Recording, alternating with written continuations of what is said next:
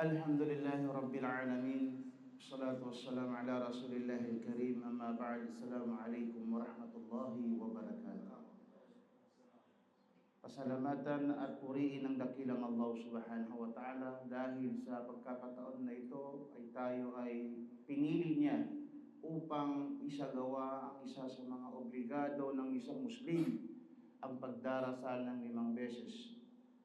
Dahil mga kapatid sa Islam, kung sino man ang binigyan ng biyaya na iman, pananampalataya, ito ay napakahalaga.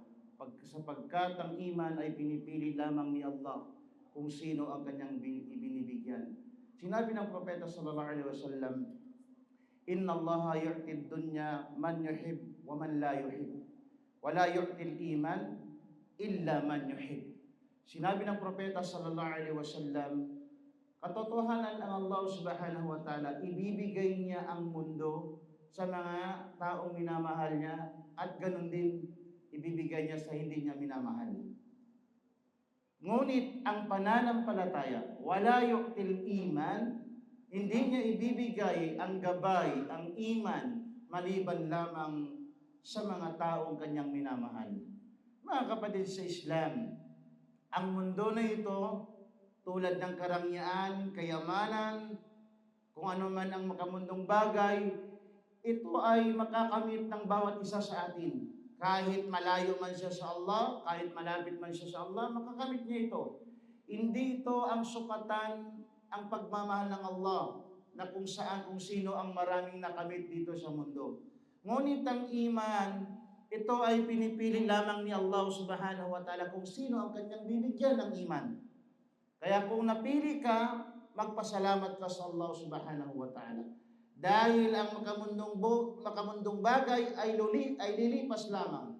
Pagkos ang pananampalataya ay ito ang espesyal na hadiya, espesyal na gabay, espesyal na ibinigay ng Allah subhanahu wa ta'ala sa atin.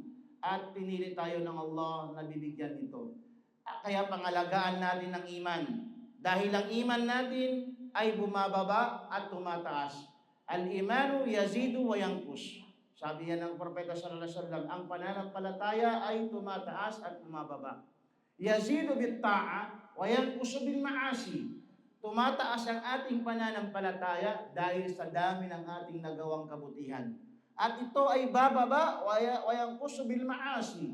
Ito ay bababa ang ating pananampalataya sa dami ng ating nagawang kasalanan. Kaya mga kapatid sa Islam, magtukop tayo sa Allah subhanahu wa ta'ala. Naway patatagin tayo sa pananampalatayang Islam hanggang sa talikuran natin ang mundo na ito. Assalamualaikum warahmatullahi wabarakatuh.